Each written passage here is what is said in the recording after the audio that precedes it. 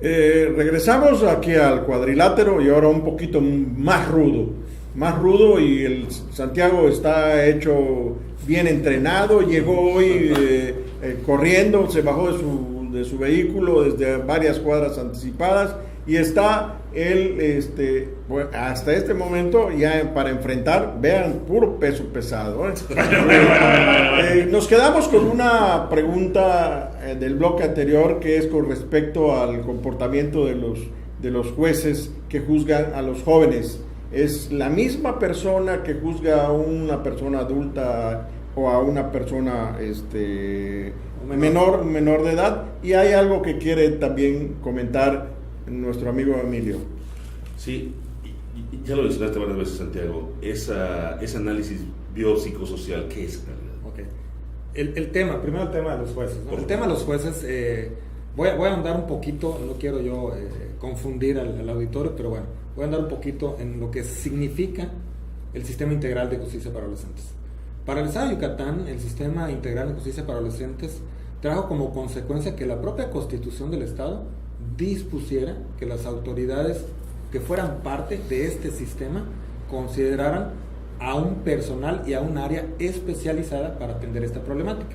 Es decir, en la Fiscalía General del Estado, hoy Fiscalía, antes Procuraduría, desde el inicio del sistema se consideró una subprocuraduría, hoy Vicefiscalía especializada en justicia para adolescentes. ¿Qué hace el cambio de la parte de adultos a los adolescentes para el caso, como ejemplo, de la Fiscalía? Lo que hace es que la investigación es acorde y realizada por personal que conoce del sistema, que conoce de la ley y que conoce cuál finalmente va a ser la consecuencia aplicable al adolescente en caso dado de que esa investigación fructifique. Así como está la Fiscalía, está el caso del Instituto de Defensa Pública, que tiene un área especializada, está la propia Procuraduría de la Defensa del Menor y Familia, que durante mucho tiempo tomó la representación no solamente tutelar de ese niño o niña adolescente, sino que hoy, además de eso, pues bueno, sigue subsistiendo con una particularidad especial para aquellos casos en donde estas personas no tengan en ese momento, por situación de distancia, la Prodemiefa, efectivamente. Y la que tenía antes, la que hoy es fiscal, así es, también tiene un área especializada. Y bueno, los demás entes que en adultos tienen una representación, pues bueno, también la tienen dentro del Sistema Integral en Justicia para Adolescentes. Es decir, todos los intervinientes, todas las partes, ¿sí?, sean de instituciones públicas, por ley están obligados a tener personal o en su casa área especializada que conozcan del funcionamiento del sistema para poder llevar los momentos que represente una situación de hechos. Es decir, Ministerio Público en la parte que le corresponde, es decir, el Instituto de Defensa Pública, es decir, la Procuraduría de Defensa de la Familia, es decir, el propio Poder Judicial en sus dos instancias. Primera instancia con sus jueces especializados y segunda instancia con su sala especializada. El magistrado, que es la que te toca. En este caso es unitario, la que te toca. Tenemos ahí. Con respecto a eso, pues, quería saber algo.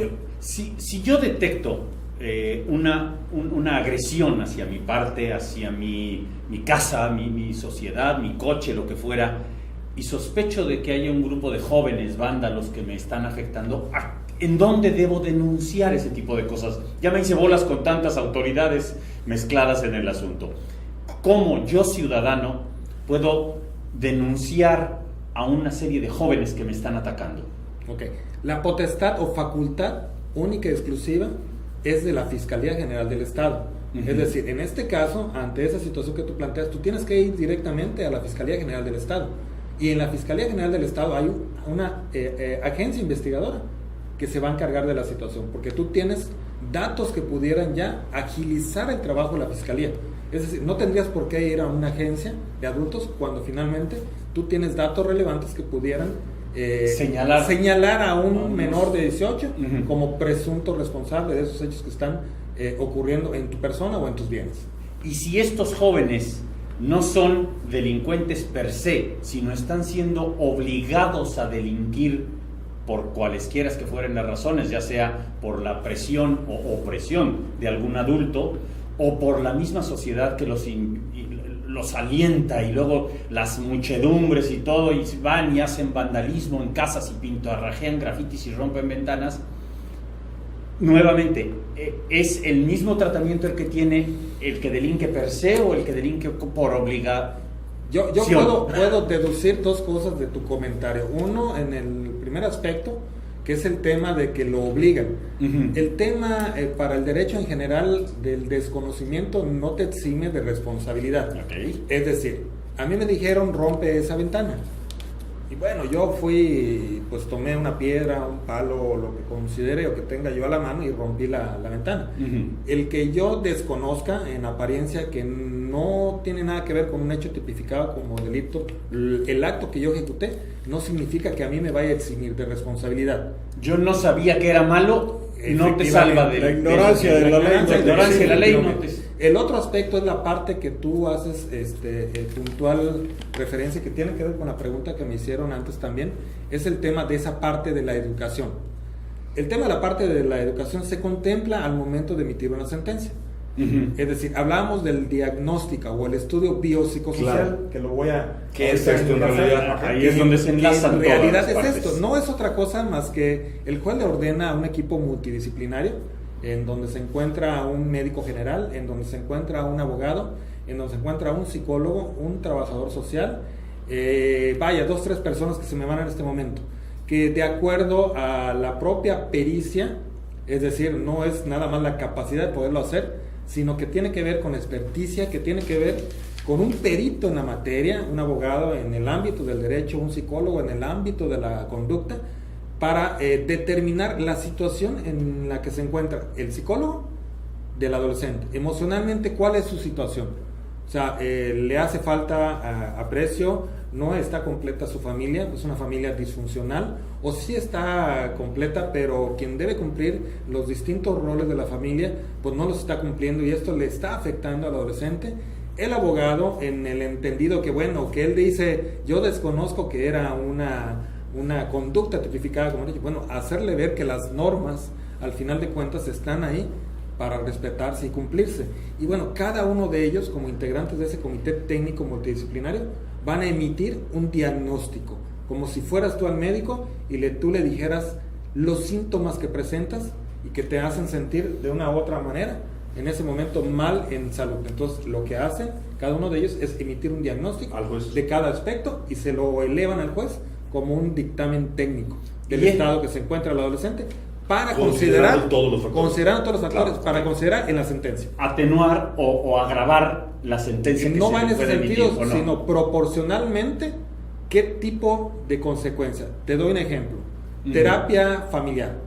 ¿Cuántas sesiones, durante cuánto tiempo son las más convenientes para este adolescente que se encuentra en una familia desintegrada? Okay. Ese es un ejemplo nada más. En round 9 entramos ya a la parte casi final de este programa. Nos gustaría saber, Santiago, tú que tienes esa experiencia y que estás viendo las cosas desde antes, cuando estabas en la Procuraduría y cuando has estado en la defensa del menor y la familia y cuando has estado en situaciones en el que tienes que tratar esta situación, la pederastía, la cuestión de a los jóvenes que son agredidos por adultos, y dentro de esto lo que está sucediendo actualmente en la comunidad. Hace poco se dio a conocer por un medio de comunicación local que un fulano que se dice sacerdote en Francisco de Montejo le hizo proposiciones indecorosas a un joven y finalmente lo denuncia. Ahí, ¿quién juzga a quién? ¿Cómo llega esa denuncia? ¿A quién compete esa situación? En este caso al Ministerio Público, pero bueno, hablando del término de los adultos, porque aquí de quien se supone que es ejecutor procede es un la adulto, ofensa, ¿no? Sí. Pero el joven se dirige al Ministerio Público de Adultos a hacer la denuncia, ¿o hay alguna agencia del Ministerio Público para que el joven vaya a denunciar a Lo un que ahí adulto? ocurre, si fuera menor de edad, él tendría que ir, obviamente, acompañado de sus padres. Uh-huh. No va a ir solo. O sea, él puede ir solo, pero tendrá que asistir también su padre y sus padres, ¿no? Finalmente a acompañarlo. A presentar la denuncia. A presentar esa denuncia. Pero la presenta en la sala de adultos. En una la agencia del Ministerio Público, efectivamente. Normal. Sí. No, Así hay, es. Este es el caso más reciente, pero se han dado otros en el que se ven implicados jóvenes o niños, gente de esa edad que tú dices, de 12 a 18.